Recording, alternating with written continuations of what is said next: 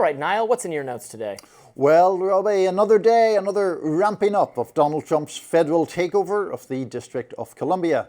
And another reason to worry about the dark road the nation is barreling along at a frightening pace. If you hadn't heard, there are a couple of new developments. First, 3 Republican-led states are sending National Guard troops to the capital at Trump's request. The deployments from South Carolina, West Virginia and Ohio will roughly double the number of National Guard troops from their current 800 to almost 1,600. Secondly, and more importantly in many ways, those troops are preparing to carry weapons. That was first reported by the Wall Street Journal and confirmed by other outlets. This is a reversal of official statements from just last week. The Journal cited an Army statement from last Thursday, which had said that Guard members would not carry weapons and that those weapons would, quote, remain in the armoury. Another Rubicon crossed, another guardrail vaulted over.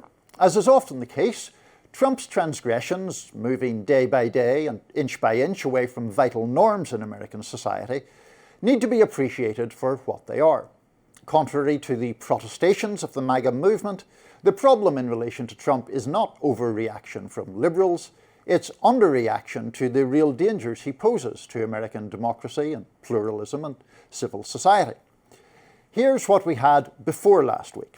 A president who has never accepted his loss in the 2020 election, still traffics in lies about it, and pardons those who violently sought to overturn it. A president who tries to put law firms out of business for representing his opponents. A president who has extorted a major broadcasting network because that network's corporate owners needed his approval for a merger. A president who constantly attacks judges as sick monsters and the like when they have the temerity to rule against him. And now what do we have? A president who puts armed vehicles on the National Mall, troops outside Union Station, and checkpoints on the streets. A president who in effect says, that promise that National Guard troops will be unarmed, never mind about that. As a reminder, there is no crime emergency in Washington. Violent crime is down 26% year on year, and that's on top of a 35% fall the previous year.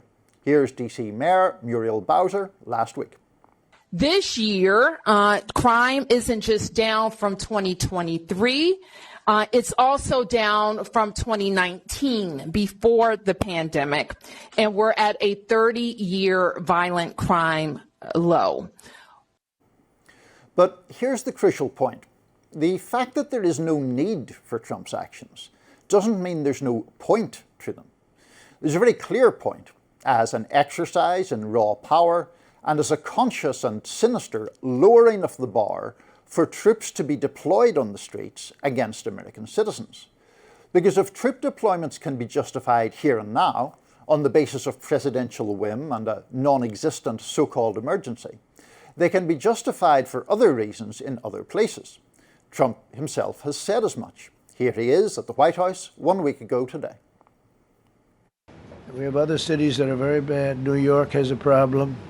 And then you have, of course, Baltimore and Oakland. We don't even mention that anymore. They're so far gone. We're not going to let it happen. We're not going to lose our cities over this. And this will go further. We're starting very strongly with D.C., and we're going to clean it up real quick, very quickly, as they say. This will go further. Indeed, it will. As one ex-user who posted that clip put it, translation, D.C. gets the pilot episode of his police state. That should concern Americans way beyond the liberal left. Conservatism, or some branches of it at least, has traditionally warned of the dangers of the rights of the individual being trampled by an overbearing government, about the levers of the state being used to traduce the freedoms of the people. Is that philosophical tradition just to be abandoned, junked, because the power-hungry president in question wears a red hat and has an R after his name? Apparently so. The Conservative breakdown is so profound that a few years ago it was outraged by a nanny state where government sought to mandate, horror of horrors, more nutritious school lunches. And now it acquiesces in a daddy state where a vainglorious president puts soldiers on the street for no good reason. Some Democrats have at least sounded the alarm.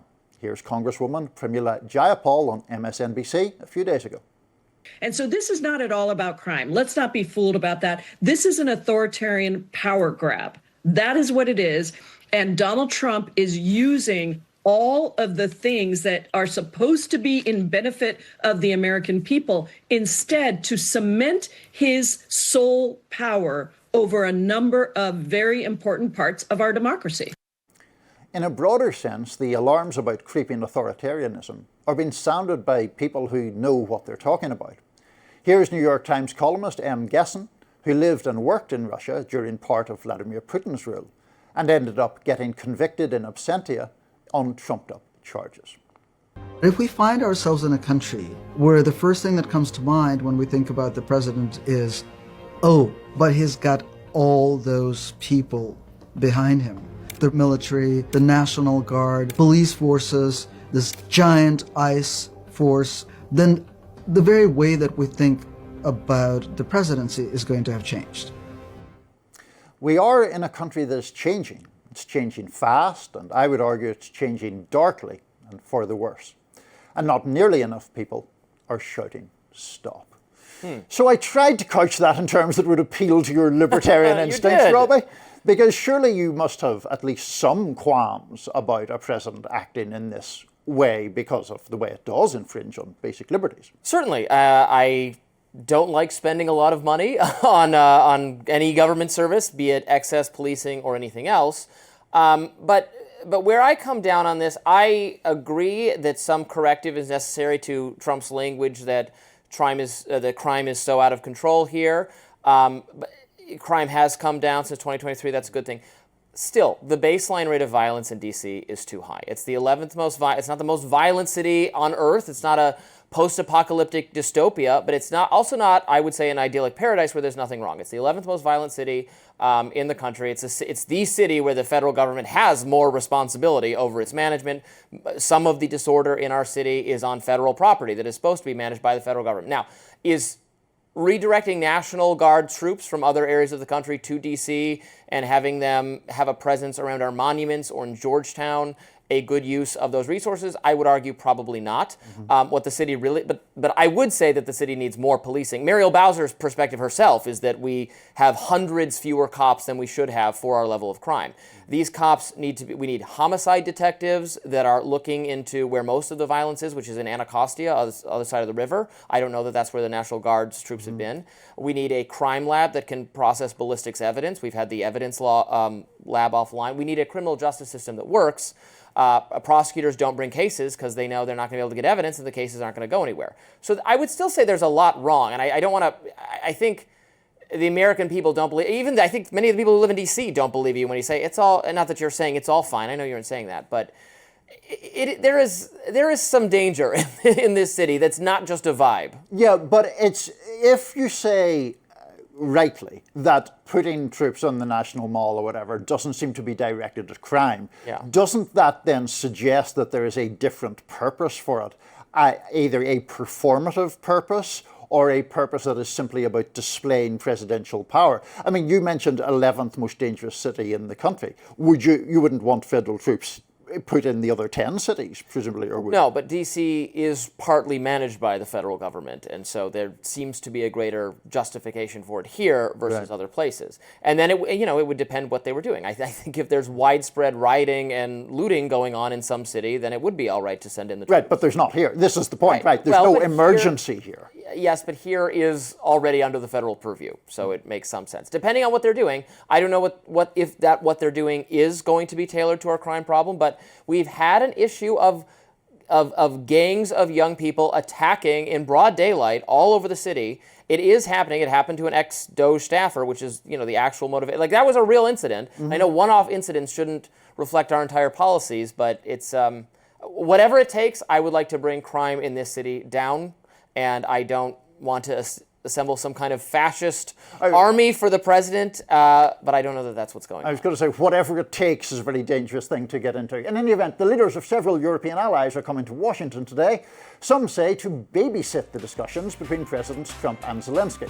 What the administration had to say about that is coming up. Stay with us.